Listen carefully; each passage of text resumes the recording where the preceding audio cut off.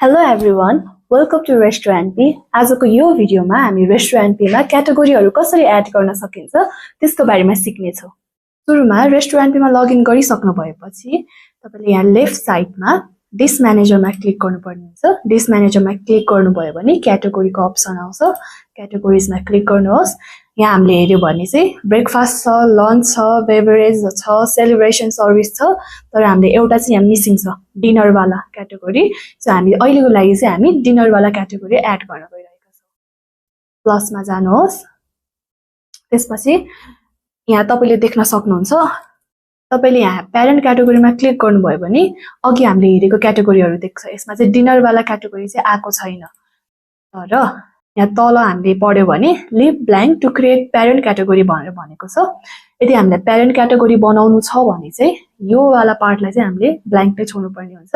अनि क्याटेगोरी नेममा चाहिँ category add गर्दा हुन्छ।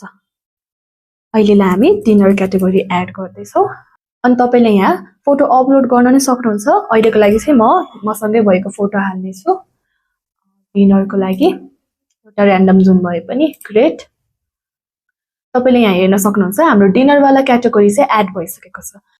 हामीले क्याटेगोरी त एड गरिसक्यो, तर क्याटेगोरी भित्र पनि चाइल्ड क्याटेगोरी कसरी एड गर्ने त्यसको बारेमा पनि म तपाईहरुलाई सिकाउने छु। त्यसको लागि फेरि तपाईहरुले क्याटेगोरीमै जानुपर्ने हुन्छ। त्यसपछि प्यारेन्ट क्याटेगोरीमा क्लिक गर्नुभयो भने अघि हामीले भर्खरै बनाएको वाला डिनर क्याटेगोरीको अप्सन पनि देख्न सक्नुहुन्छ। त्यसमा क्लिक गर्नुहोस् अनि नयाँ अब प्यारेन्ट क्याटेगोरीको चाइल्ड क्याटेगोरीको नाम चाहिँ तपाईले के दिन चाहनुहुन्छ त्यसमा पनि लेख्न सक्नुहुन्छ। जस्तो कि क्याटेगोरी नेममा फर एक्जाम्पल लाइट डिनर भनेर यो तपाईले चाइल्ड क्याटेगोरी बनाउनु भयो भने अनि अपलोडमा तपाईले कुनै फोटो राख्न पनि सक्नुहुन्छ। अहिलेलाई चाहिँ हामी यही भएको फोटोहरु राख्ने छौं। यो इमेज राखौं न है। अनि यहाँ तपाईले हेर्न सक्नुहुन्छ यहाँ प्लसको साइन देखिरहेको छ। यसमा तपाईले क्लिक गर्नुभयो भने लाइट डिनर भनेर आएको छ चाइल्ड क्याटेगोरी। यसरी चाहिँ तपाईहरुले क्याटेगोरीमा क्लिक गरेर प्यारेन्ट क्याटेगोरीमा गएर त्यसको तल नाम लेखेर सब क्याटेगोरीहरु पनि बनाउन सक्नुहुन्छ, अर्थात चाइल्ड क्याटेगोरीहरु पनि बनाउन सक्नुहुन्छ। अनि तपाईले भर्खरै एड गरेको डिनर क्याटेगोरी र त्यसको चाइल्ड क्याटेगोरी लाइट डिनर कता देख्न सकिन्छ भनेर सोच्दै हुनुहुन्छ भने म फेरि तपाईलाई देखाउने छु।